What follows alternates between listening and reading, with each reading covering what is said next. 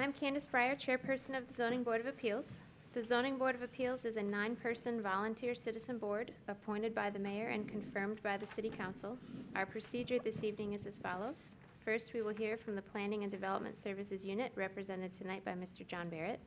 Then the petitioner or his or her representative will make his or her presentation. Petitioners will have 5 minutes in which to make their presentations. The board members may ask questions of either the city or the petitioner. We will acknowledge any written comments received by the board. We will allow an appearing party to express their support or objections. The board will discuss the appeal and formulate a resolution to approve the appeal. 5 affirmative votes of the board will be required for an appeal to be granted. Finally, any qualified party who is aggrieved by a decision of the board can appeal that decision to the Washtenaw County Circuit Court on a timely basis. Roll call. I am here. Mike Daniel. Dave DeVarty. Here. Mike Dobmeyer. Here. Nicole Eisenman. Here. Todd Grant. Here. Heather Lewis. Julie Weatherby. Here. Kirk Westfall. We have a quorum. Moving on to approval of the agenda. Do we have any comments on the agenda or a motion to approve? I move we approve the agenda. Motion from Dave, support from Julie. All in favor? Aye. Aye. Opposed? All right, now we have approval of minutes. We have minutes from the November 15th meeting. Are there any comments or questions, corrections to those minutes? I move we approve the minutes. Okay. Second. All in favor? Aye. Opposed?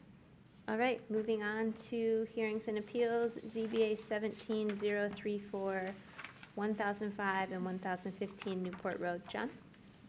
All right, my name is John Barrett. I'm the zoning coordinator for the city of Ann Arbor. The first petition this evening is ZBA case 17-034. The address is 1005 and 1015 Newport Road.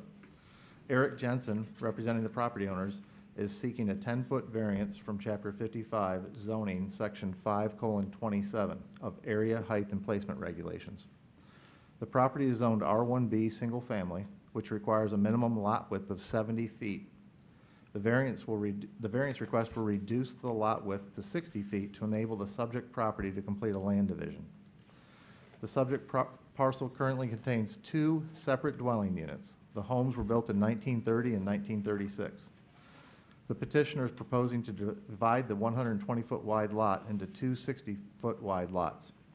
All required setbacks for the R1B zoning district will still apply. The minimum lot width for a lot in the R1B zoning district is 70 feet. Both proposed lots will meet the minimum lot area and which is required for the R1B district of 10,000 square feet, and both proposed lots will be approximately 13,110 feet. If you'll turn your attention to the monitors, the first slide shows the neighborhood and the area. The subject property is highlighted in blue. The next slide shows the aerial photo of the neighborhood, subject property. The property is just north of Miller Avenue. It's on the west side of Newport Road as you're heading west out of town.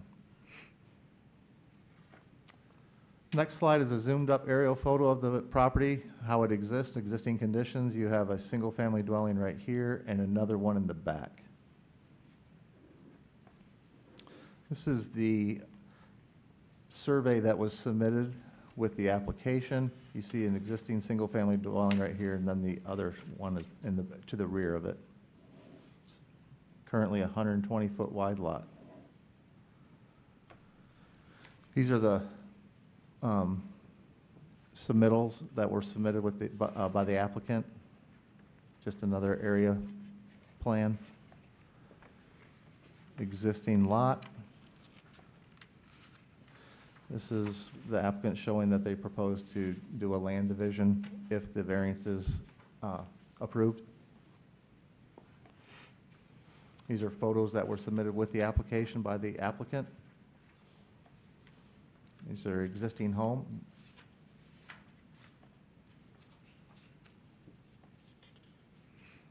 That's the second home in the back. And these are the photos that I took when I was at the property. That's 1005. Newport. And to the rear is the 1015. This is looking in the front yard of the property, and these are the adjacent properties to the right, to the north. This is to the south side of the property, more of the front yard. And this is directly across the street. That's the end of my presentation. I'll take questions at this time. Thanks, John. Any questions for staff? Dave? So if we grant this variance, then the lot becomes non-conforming. We're not changing the zoning, right?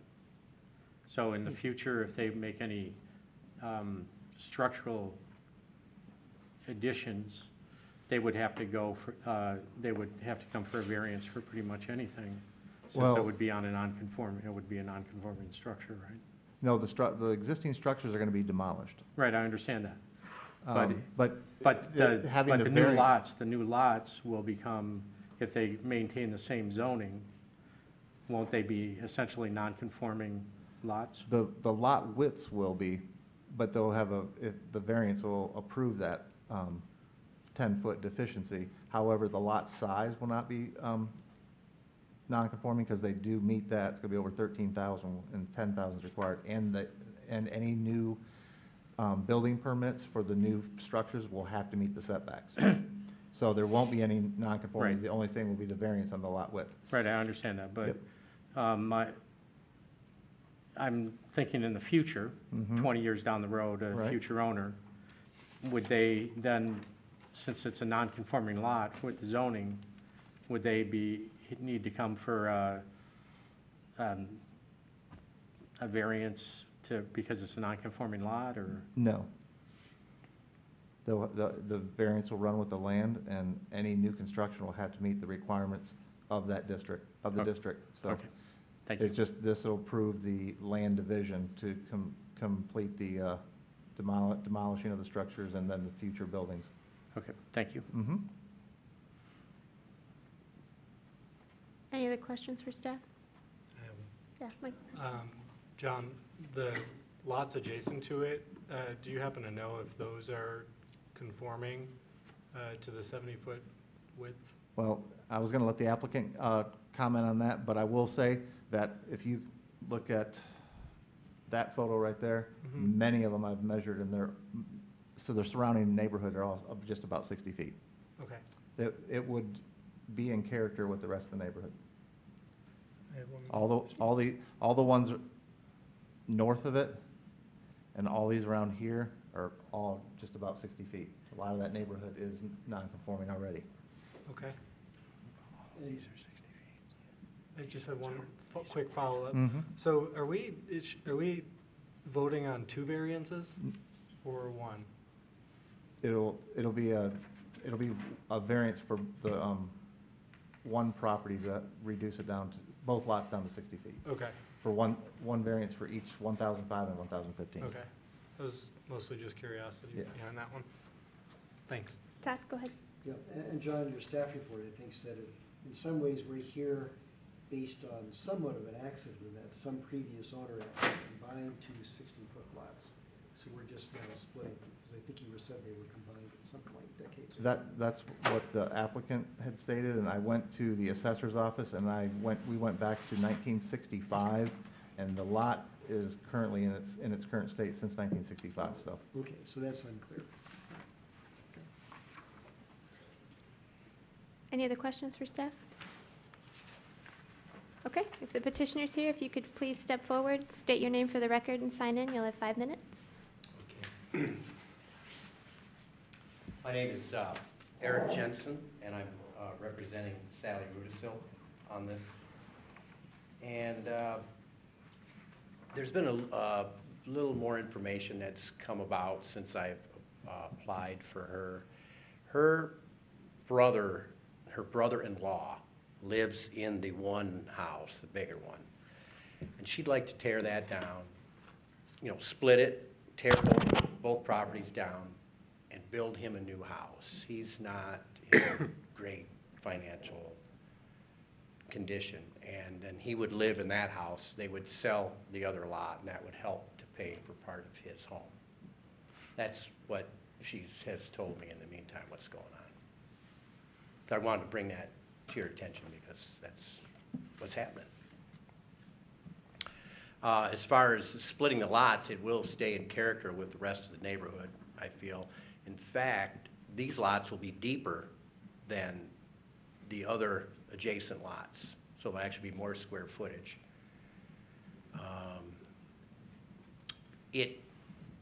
When you go out there to the site, it appears as though it was two lots at one time, they were combined. Whether that happened or not, I don't know.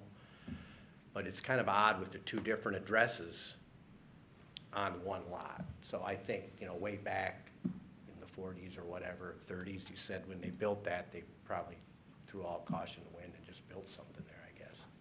And that secondary building's in pretty poor shape. We'd like to, you know, get rid of that too. And that's really what's going on there. It would clean up the neighborhood. The neighborhood's nice. It would clean up that part of the neighborhood because those are kind of an eyesore relative to the housing in the area.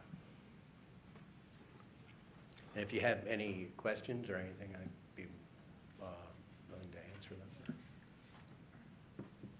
Okay, thank you. Any Okay. questions for the petitioner? Mike? Yeah, so you're saying, are you saying that there are plans right now for one home to be built on one of the lots and then the other lot would be sold without a structure on it then? Correct. Okay. Yeah, we're not looking to do this on speculation or anything. And I'm a builder, and I'll be honest with you. I'm not looking to do this on speculation or anything. This is a woman, an elderly lady that we've worked for years. I'm just helping her, trying to help her get this straight for her brother-in-law. Okay. And then a quick follow-up to that. Why split it? Why not just demo the house and build a new house? Well, because if we split it, or if she splits it, that'll help him to get financial means to build this other house. Okay. I can answer that too. If they demolish one of the structures, they cannot rebuild until they complete a land division because it's a non-conforming situation with two principal structures on one lot. So it'll be necessary to demolish and then to get the land division and then demolish and then rebuild. I think it would help clean up that, the situation that's there now is not right. You know, you shouldn't have two different addresses on the same lot. They're substandard housing. It would clean that up nicely. Thanks. Okay. Any other questions for the petitioner? Okay, thank you. Okay, thanks. Is there anyone else from the public here to speak on this? I will note that we did receive one letter of support from Margaret Leary at 1056 Newport Road. And with that, we're in discussion. Dave? I mean, just looking at the lots, it's clear the two lots right behind it are exactly the same width together as this lot. And you could see how deep this lot is in compared with all the other lots there. And the total square footage fits the zoning of that zoning. I don't see any reason to not grant this. I'm in favor of it, given any other reason to grant it. It seems like it just puts it in compliance with everything else to the west of Newport Road there. Any further discussion or motion? I'll move it. Oh, Kirk? Sorry, I apologize for missing part of this discussion. Had there been conversations with the owners facing, is it Pine Tree? Because it appears that there is some kind of historical anomaly here where,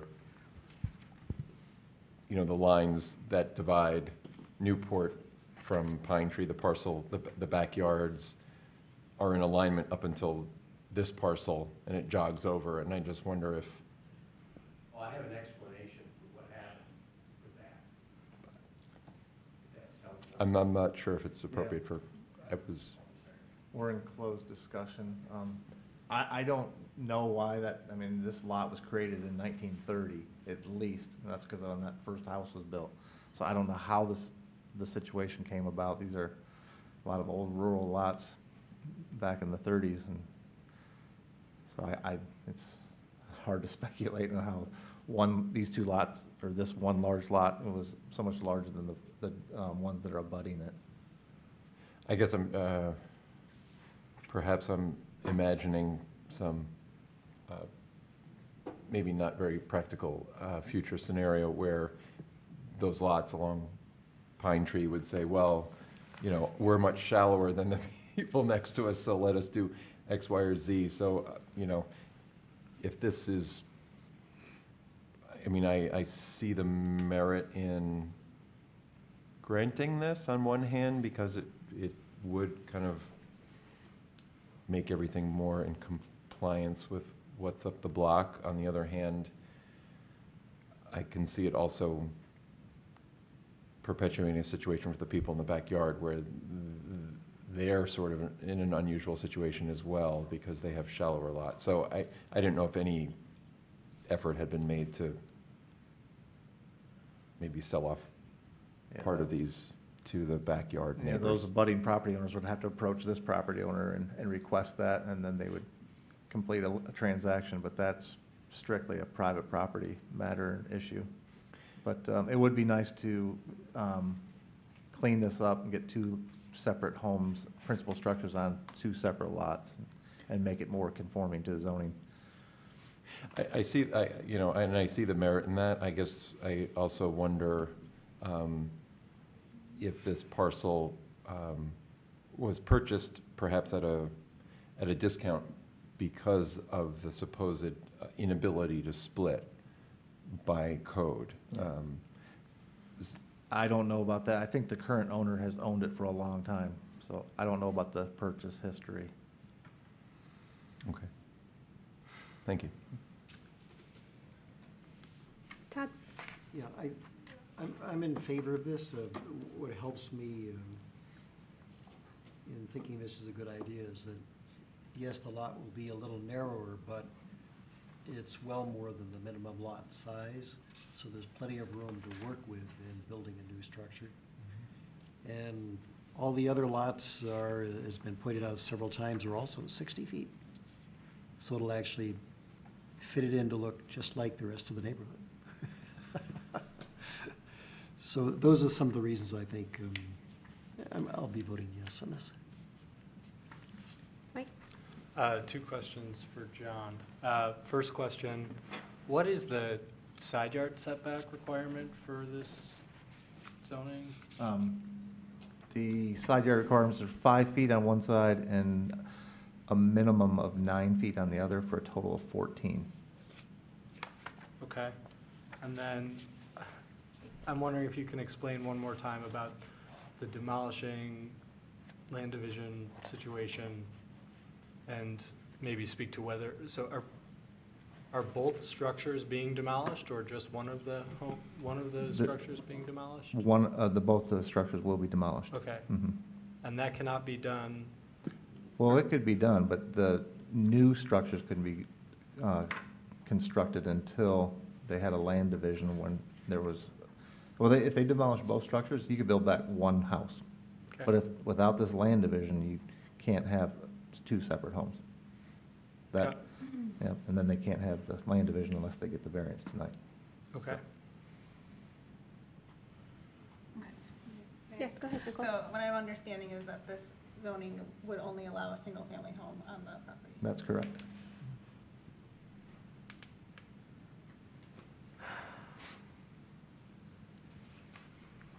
Mike? I guess I'll just say, I feel a lot of the same emotions about this one as everybody else, but the financial piece is not sitting right with me.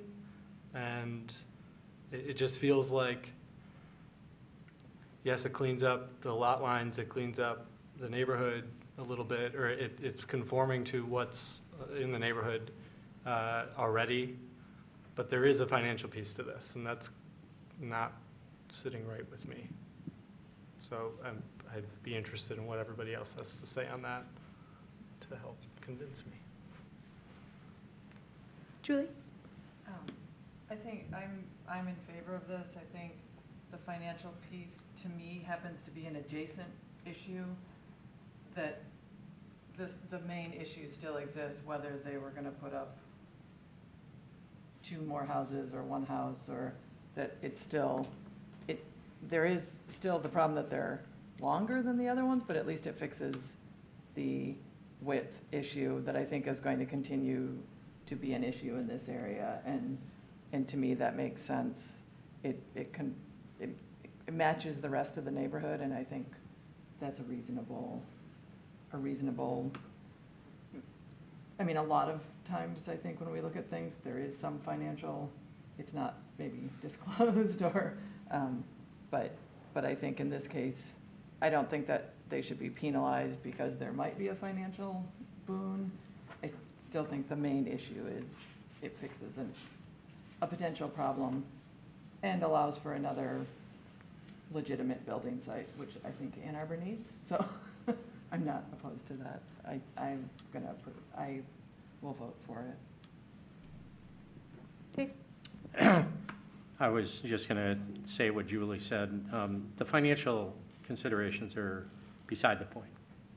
I think the point is that this is a reasonable lot width being requested, and it's consistent with everything to the west of Newport Road there and on Pine Tree. In fact, these lots are actually larger than most of those other lots. So I just put the financial considerations aside and think this is something that should be done regardless of that. Any further discussion or motion? I'll make a motion. Okay, Dave?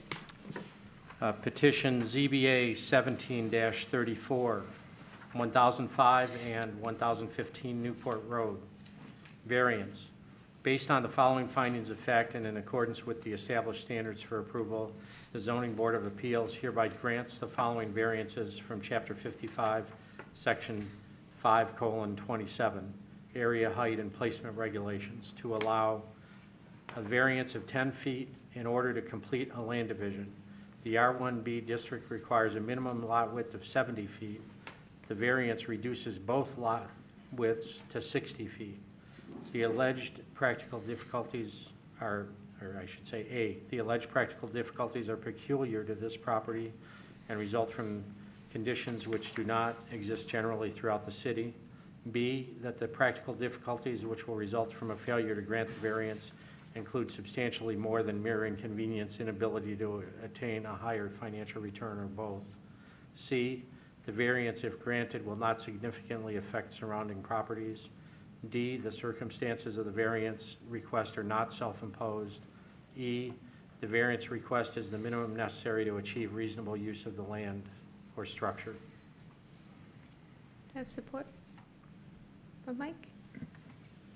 Mike? Yes. Nicole? Yes.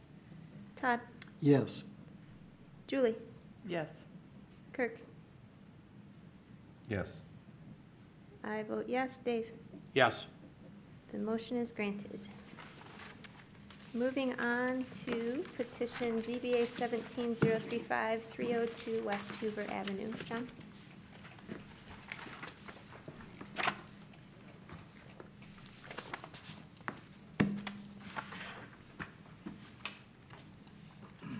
The next petition is ZBA case 17-035. The address is 302 West Hoover Avenue.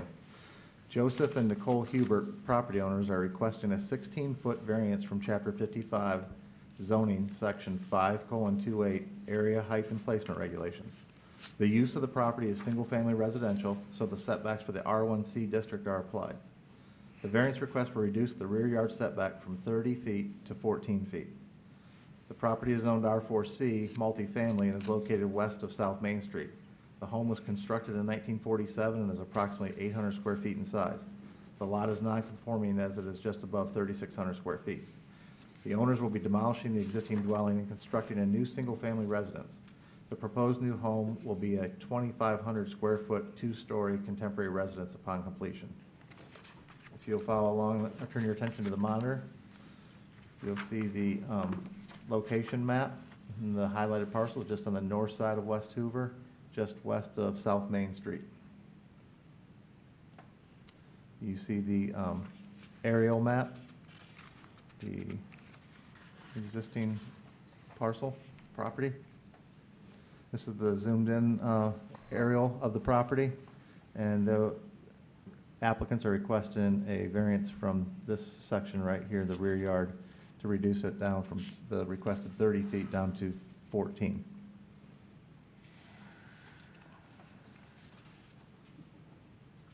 This is the detailed existing site plan that was submitted with the application. As you can see, the 30-foot setback line is right here. Currently, the home is non-conforming, and it's already into that 30-foot setback, and the distance from the home to the rear setback is 25.3 feet right now.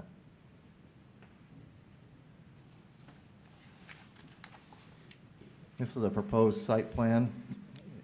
Once the home is demolished, you see the proposed footprint of the dwelling. And then this would be the 14-foot requested rear yard setback. Just a zoomed-in photo of the detailed site plan. There is a fence on the property now that runs across here that is inside of that of the property line, as you can see. There's a foundation plan that was submitted with the application of the proposed new home. Here are some of the elevations of the proposed new home. This is the north elevation. Here is the south elevation, looking at the proposed front of the home. This would the east elevation of the proposed home, and the west elevation. These are the photos taken of the site when I was made a visit and inspection of the property. The existing home right here, and this is the adjacent properties looking east towards Main Street. This is looking west in the other direction. This is the driveway of the existing home, and you can see the fence, and that's where the rear yard is, just on the other side of this fence. This is the rear yard of the property, existing conditions. More existing conditions. The property line falls just on the other side of this fence. This is looking at the rear of the existing home. More rear yard photos. And that's the end of staff's presentation. I'll take questions at this time. Thanks, John. Julie? I just wanted to check, so is it a 2,500 square foot house? Yes, that's a typo in the staff report, but I conferred with the applicant, and that's the square footage for the new home proposed to be 2,503 square feet. Okay. 2,500 square feet. 2,560 is what I'm being told. I think some of the details are still getting worked out, so.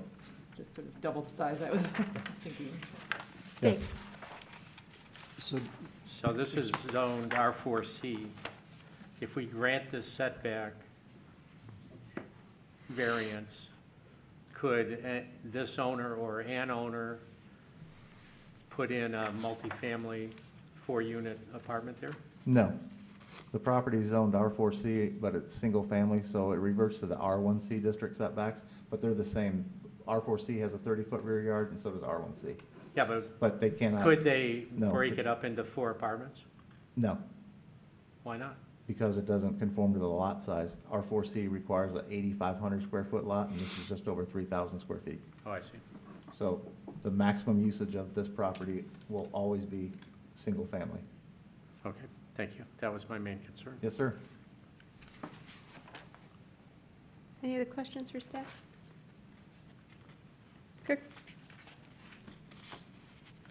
So should we be evaluating this differently since we know it's going to be single-family versus multifamily? Because I know we've, Well, anytime we have a R4C lot, which we have a bunch of R4C lots with single families on them, and so when they're not conforming to the district lot size requirement, we always revert to the R1C setbacks, and that's all that is. But it's the same as the R4C and R1C have the exact same rear yard requirements.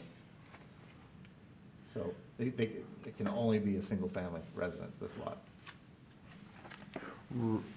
yeah, okay, so I understand that. I just, Being it's only 3,000 square foot lot, that's, they're very limited to what they can do.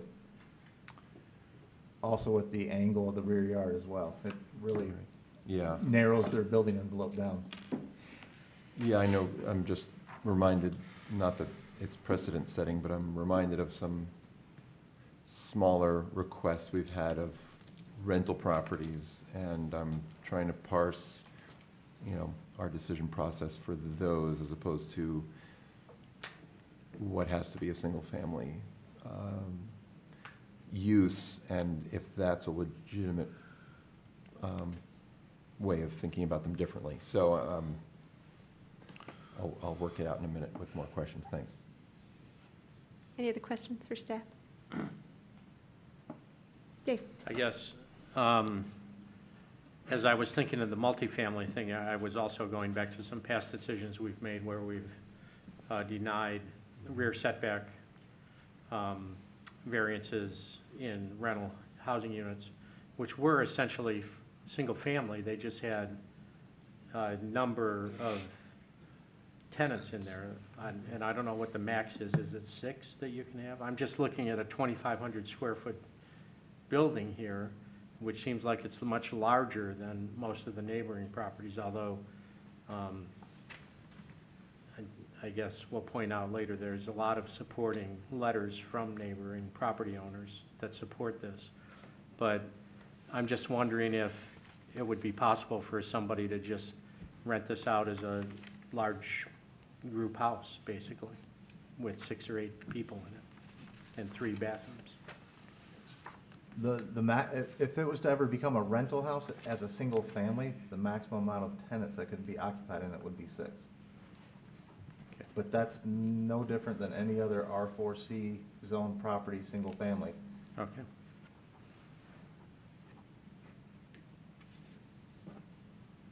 Any other questions for staff?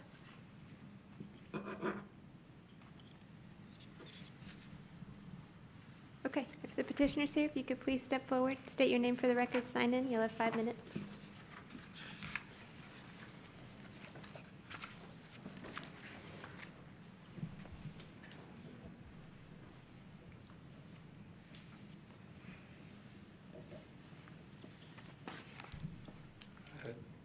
Joseph Hoover, just for address as well? No, Sorry, just okay. your name is good, thanks. Okay. Members of the zoning board, first I'd like to thank you for your service. My wife and I are residents in Ann Arbor. We love the community and want to be a lasting part of the community. I moved to Ann Arbor in January 2005 when I purchased our current home on West Hoover. Over the past 12 years, I have seen my neighborhood evolve and develop into a great community that we want to remain a part of. As you are aware, my neighborhood has an extensive history of needing variances for contemporary projects throughout the Edgewood subdivision that was originally platted in early 1920s. I did get married in 2015, at which point my wife moved into our house on West Hoover. When we found out in February of this year, my wife is pregnant, and we decided to hire Dexter Builders to assist us with our project. Our daughter was born the last week of September and is almost 3 months old. We'd like to raise her in our current neighborhood, but to do that, we need your permission to build a family home on our property. My name is Richard Foley. I'm representing Joe Hubert on this project. The lot, as you can tell, is a truncated lot due to the rear lot cut. With current setbacks, it allows the left-hand side of the parcel to be a buildable area of approximately 19 feet. The main drive to this reconsideration during preliminary design was initially approached for an accessory building, which would fall within the constraints of not being in front of the board today. Unfortunately, due to the size of the lot and the rear sport portion that the existing driveway and the existing curb cut obtains, that accessory building would no longer be able to mitigate a normal mid-sized car due to having a 3-foot setback from both the rear and side portions of the yard. Would allow us to have a depth of a garage of only about 15 feet, which is from roof edge to roof edge. So that would allow us to have to consider wall space and, eaves and all that types of functional construction types entities. As you can tell, it is an original plot to the 1920s Edgewood subdivision. At that time, it sat vacant until 1947 when this building was built. And it is approximately, 800 square feet, which worked for Joe Hubert as a bachelor. And as families grow and evolve, so do housing requirements. In our contemporary age, having a garage is kind of a hardship in Michigan, as you can tell on a day like today. To kind of take it back to the preliminary design phase of this project, we got into a position where the accessory building would not work for a garage. To incorporate it within the house, we were able to incorporate the garage with living space that would be suitable for Joe and his family for future generations.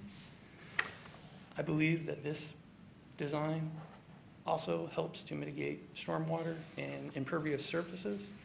You can tell that by the existing driveway being almost the full depth of the parcel at hand. That large driveway would be reduced due to having a house inside of that. That stormwater would also be reduced by the rear patio being removed and landscaping to incorporate a better stormwater management system. So yes, it is a larger structure. Unfortunately, I think it's a better use of land in this development.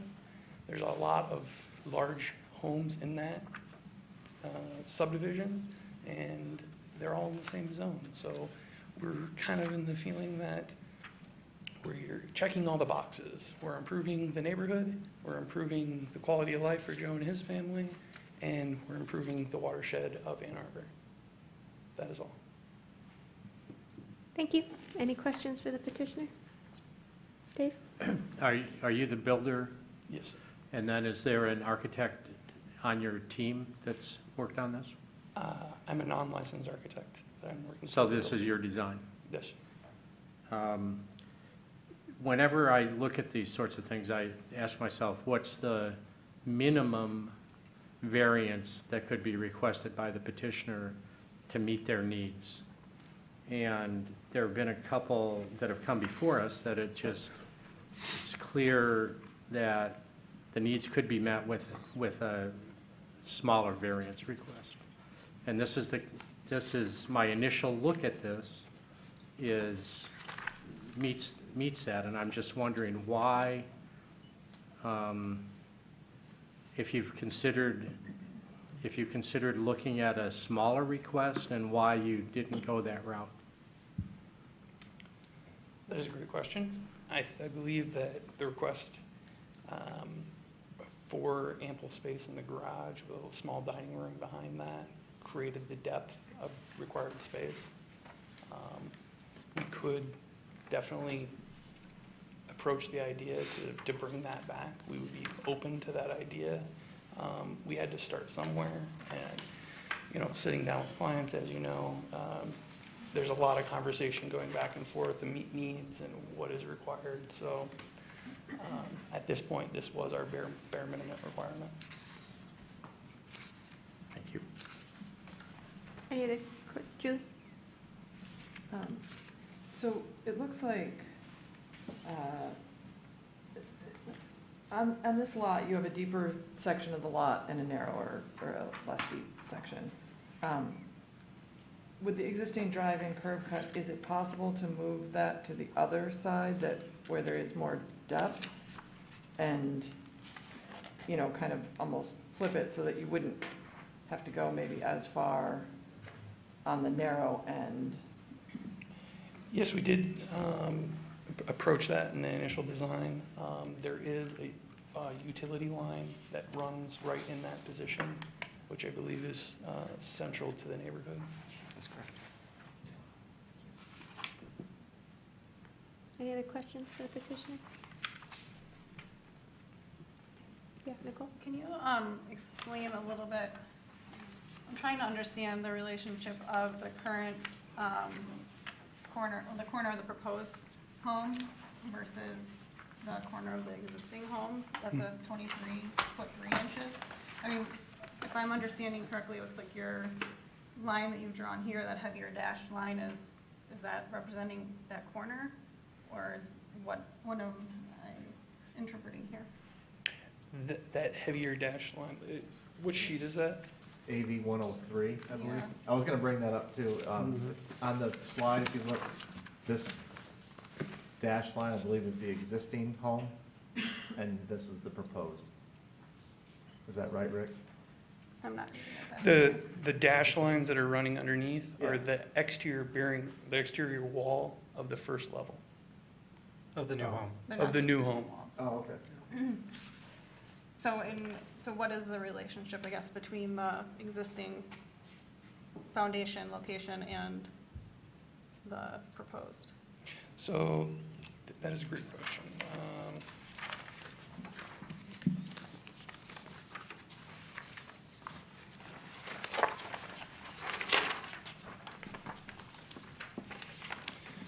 The existing corner sits 23 feet 3 inches from the back corner there, and the proposed is It's 14. 14, but the 14 is actually from the outside eave. If you look at the rear elevation,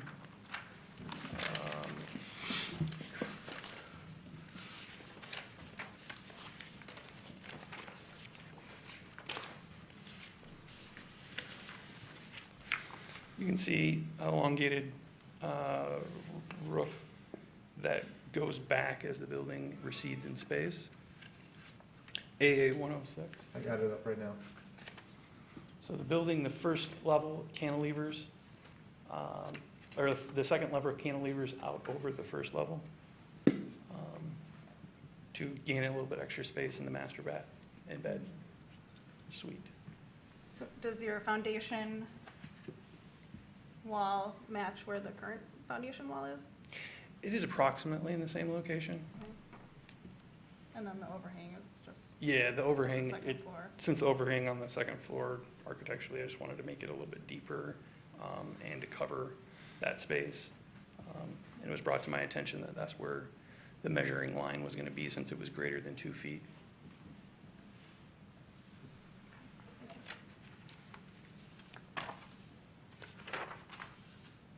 Any other questions for the petitioner?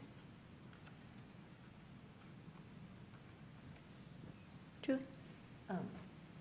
So that was helpful, but now, so how much farther will it be from what's existing? 8 feet, 9 inches? Is that the difference? Okay. Let me verify that, but yes, I believe that is accurate. 23.3 down to 14. 14 is to the overhang, so Oh, to the foundation, it actually sits back another 4 feet. So the, That's good.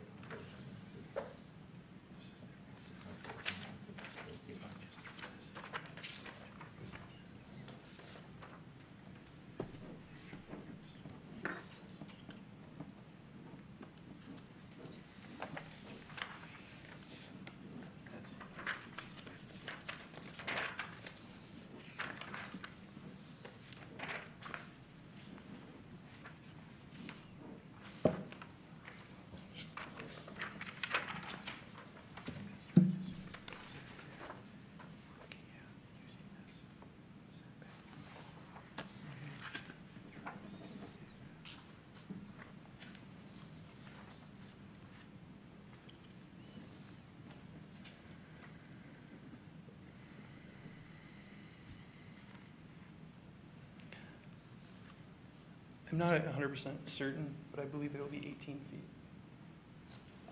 It's 14 foot from the drip edge, and it's another 4 feet back to the foundation with the overhang. So that's how I'm determining it's going to be approximately 18 feet. John, can you go to AV 103?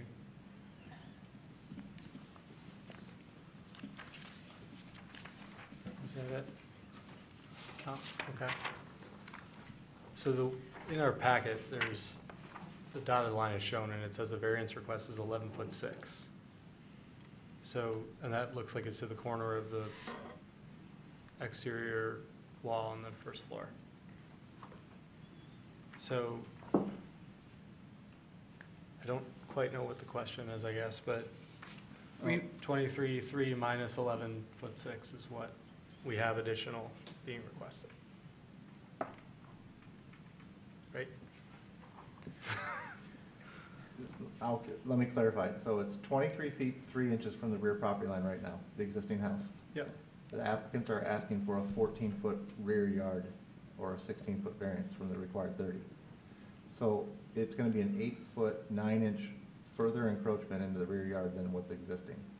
But it's not all building foundation. It's 4 feet of that is going to be overhang, but I have to count the 4 foot of overhang due to the fact that you're allowed to encroach 2 feet with overhang, eaves, and gutters, only 2 feet. Once you go beyond the 2 feet, then I have to count that. And so it's a 4 foot eave, gutter, overhang encroachment. So that's where we're measuring from. But if you're looking for building mass, it goes down to that minus that 4 feet. Okay. So I hope that clarifies it. And if there's a different measurement on that packet, we're going with what's on the summary in my staff report, because this did change midway, the plans changed midway through the application process. So the applicant and the builder and I clarified it, got it together, and we are requesting 14 feet tonight, or 16-foot variance for a 14-foot rear yard. And that's what's before us. Thank you. Yes, sir. Todd? Mr. Foley, to ask a difficult question, if I understand correctly now, the net square footage in the house is not 1156, but 2560, correct? That is correct. So one of the things we have to look at is the, as Mr. DeBarty mentioned, whether this is the minimum variance. And as I was looking at this before I came to the meeting, I was thinking, well, 1156 in the house is pretty small, but now we have over 2,500 feet. Am I correct in saying that if you absolutely had to live with the previous 23-foot setback, that you could have a garage? It would just cause you to reconfigure the rest of the living space, unfortunately, to keep the garage at the size that would be needed for a medium-sized car. Is that a correct statement? That is a correct It's sort of, statement. yeah, it's sort of blunt, but, okay, all right.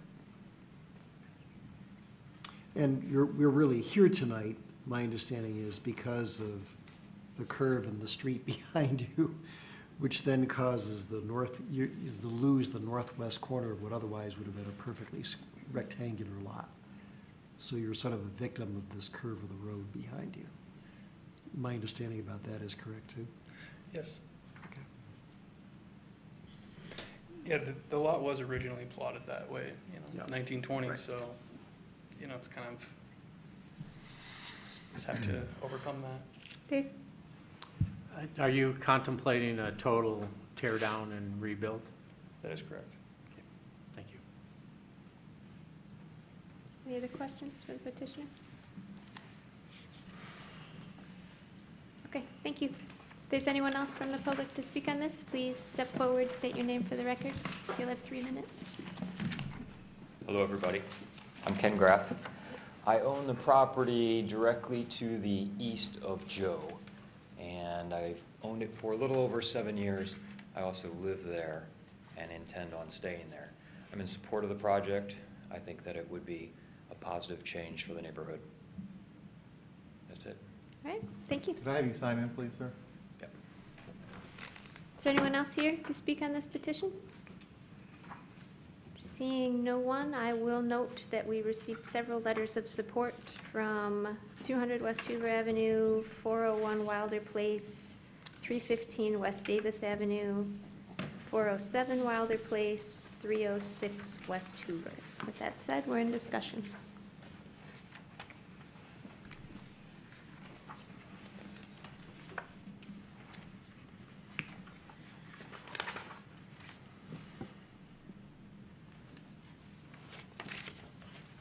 Kurt?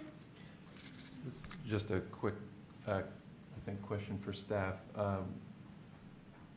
You know, with all of these things, I try to see if there's some kind of unique situation or irregularity, not to compare it to other cases, but, you know, I'm looking east and west, and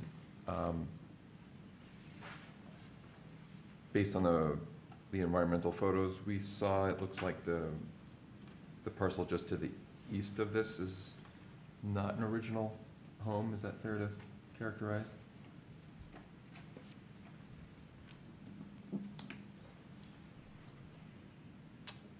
I do not know when that home was built.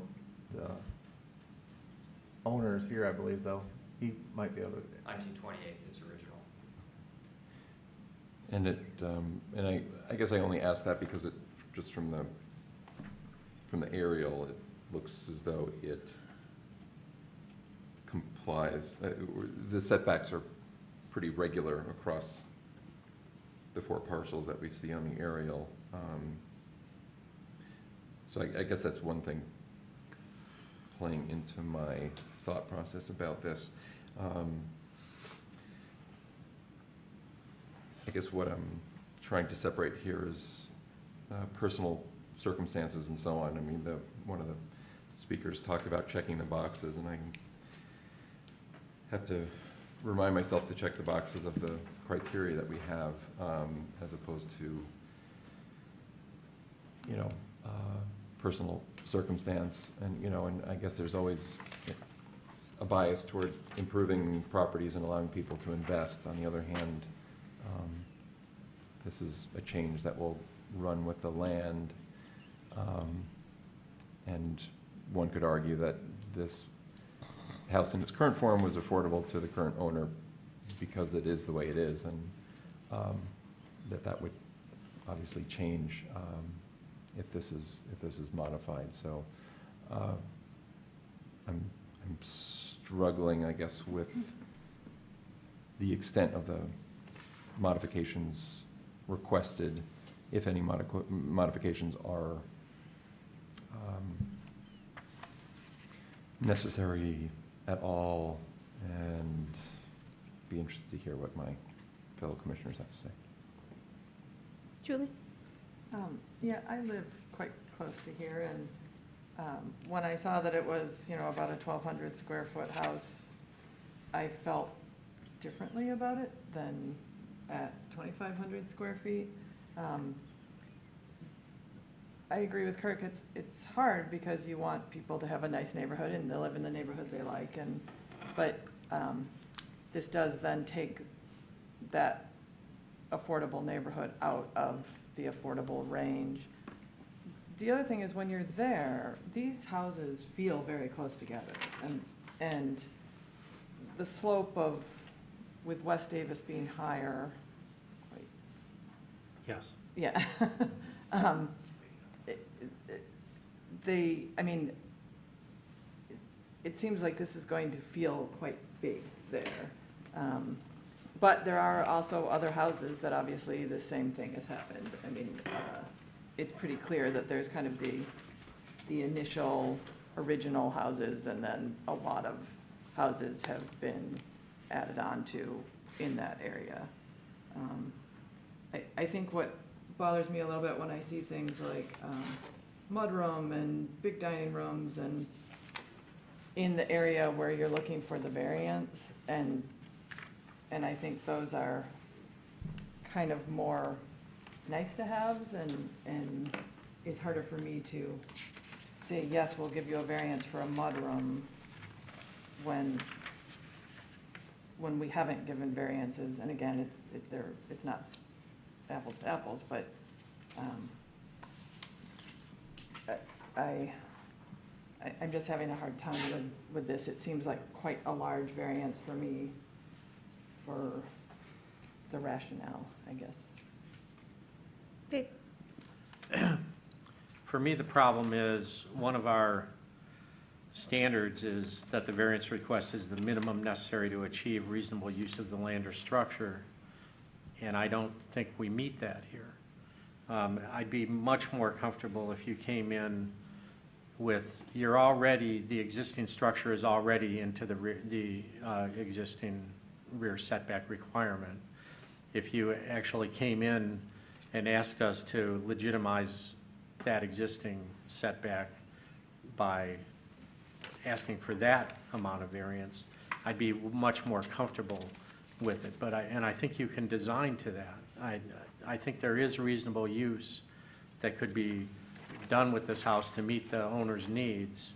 And I just feel like you've plopped down and said, oh, what's the most we can put on here? And let's go ask them for the variance.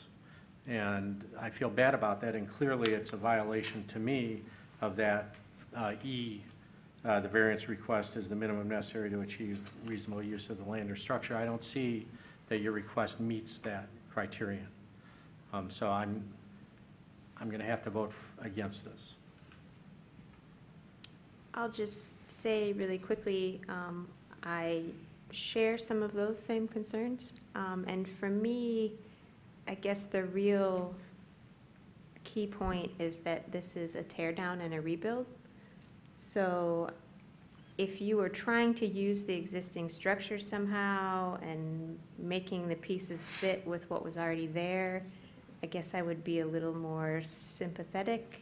But if you're tearing down and you have a blank parcel to start with,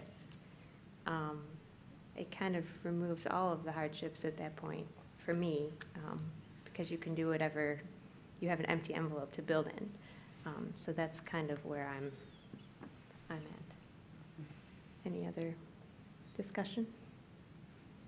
Mike? I would just second that. I'm feeling the same way.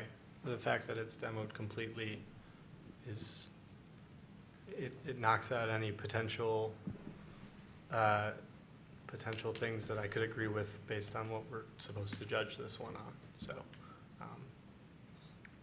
I feel pretty convicted in voting against it as it's currently planned.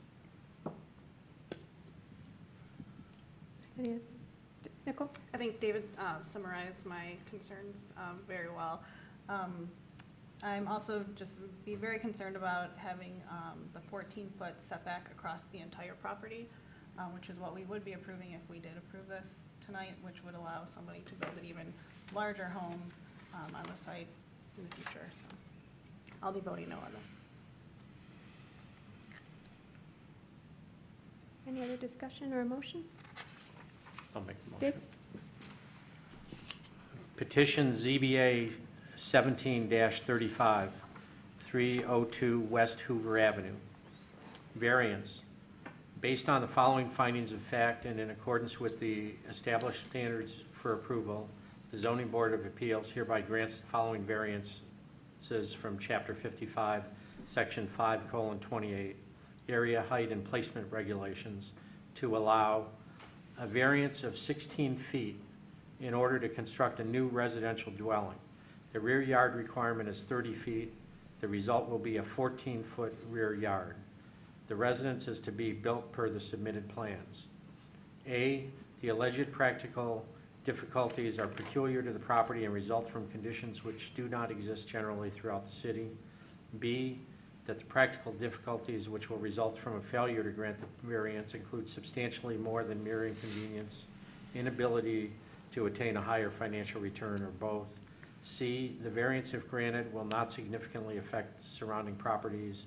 D, the circumstances of the variance request are not self-imposed. E, the variance request is the minimum necessary to achieve reasonable use of the land or structure. Have a motion, support from Mike. Todd?